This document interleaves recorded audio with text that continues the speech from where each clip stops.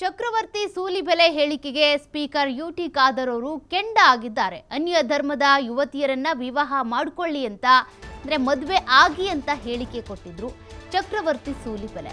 ಆ ಹೇಳಿಕೆಗೆ ಈಗ ಯುಟಿ ಖಾದರ್ ಅವರು ತಿರುಗೇಟು ಕೊಟ್ಟಿದ್ದಾರೆ. ಪ್ರಾಣಿಗಳು ಕಚ್ಚುತ್ತವೆ, ಆದರೆ ನಾವು ಪ್ರಾಣಿ ಕಚ್ಚೋದಕ್ಕಾಗತ್ತಾ? ಪ್ರಾಣಿ ನಮಗೆ ಕಚ್ಚಿತು ಅಂತ ನಾವು ತಿರ್ಗಾ ಆ ಪ್ರಾಣಿ ಕಚ್ಚೋದಕ್ಕಾಗಲ್ಲ. ಆನೆ ನಡೆದುಕೊಂಡು ಹೋಗುವಾಗ ನಾಯಿಗಳು ಬೊಗಳ್ತವೆ.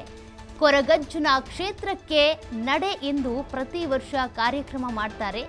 ಜನ ಸೇರಿದ ತಕ್ಷಣ ಸಮಾಜ ವಿಭಾಗಿಸುವ ಅಥವಾ ವಿಭಜಿಸುವಂತ ಮಾತನ್ನಾಡ್ತಾರೆ.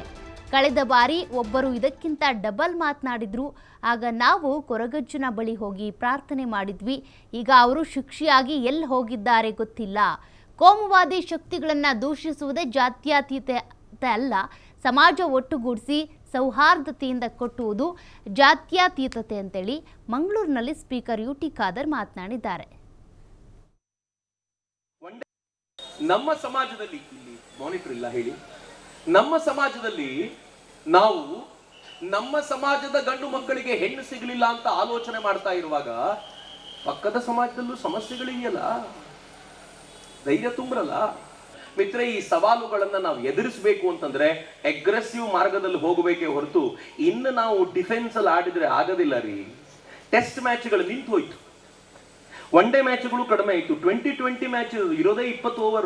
20 ಓವರಲ್ಲಿ ಬಡಿಬೇಕು ಅಷ್ಟೇ. ನಂಗೆ 50 ಓವರ್ ಇದೆ, ಇಡೀ ಟೆಸ್ಟ್ ಮ್ಯಾಚ್ 5 ದಿನ ಆಡ್ತೀನಿ ಅಂತ ಹೇಳಲಿಕ್ಕೆ ಪುರುಸೊತ್ತಿಲ್ಲ. ಈಗ 20 ಓವರ್ಗಳಲ್ಲಿ ನಮ್ಮ ಸಾಧನೆ ಏನು ಅಂತ ತೋರಿಸಬೇಕು ಅಂತಂದ್ರೆ ಈ ನಾಡಿನ ಪ್ರತಿಯೊಬ್ಬ ತರುಣನೂ ಕೂಡ ತಾನು ಸಂಕಲ್ಪಬದ್ಧನಾಗಿ ಸಿದ್ಧನಾಗಬೇಕು.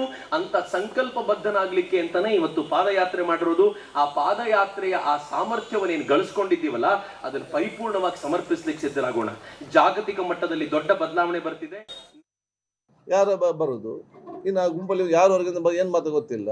ಮತ್ತು ಅದು ಮತ್ತೆ ಸಮಾಜ ಮತ್ತೆ ಅವರಲ್ಲಿ ಊರಲ್ಲಿ ಗ್ಯಾಪ್ ಆಗೋದು. ಯಾಕೆ ನಾವು ಊರಿಗೆ ಗ್ಯಾಪ್ಗೆ ಅವಕಾಶ ಕೊಡಬೇಕಂತಿರುವಂಥ ಒಂದು ಪ್ರಶ್ನೆ.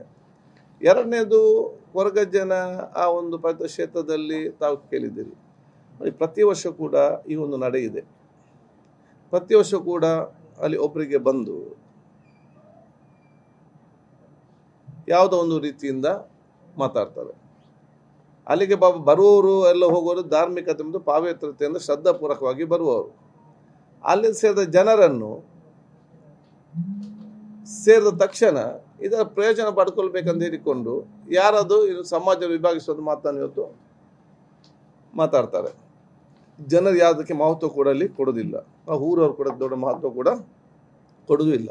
ಲಾಸ್ಟ್ ಟೈಮ್ ಇದಕ್ಕಿಂತ ಡಬಲ್ ಮಾತಾಡಿದರು.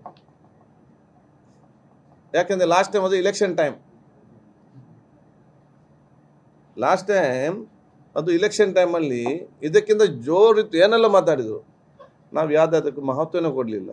ನಮ್ಮಲ್ಲಿರುವಂತೆಲ್ಲ ಹೋಗಿಕೊಂಡು ಅಲ್ಲಿ ಅವ್ರಿಗೆ ಯಾರು ಈ ರೀತಿ ದೇವರ ಮುಂದೆ ಮಾತಾಡಿದ್ದಾರೆ, ದೇವರಿಗೆ ಶಿಕ್ಷೆ ಕೊಡಲಿ ಅಂತೇಳಿ ಅದೇ ರೀತಿ ಶಿಕ್ಷೆ ಆಗಿ ಜನ ಕಾಣದಿಲ್ಲ ಎಲ್ಲಿ ಹೋಗಿದ್ದಾರೆ ಅಂತೇಳಿ ಅಡ್ರೆಸ್ ಇಲ್ಲದಂಥ ಪರಿಸ್ಥಿತಿ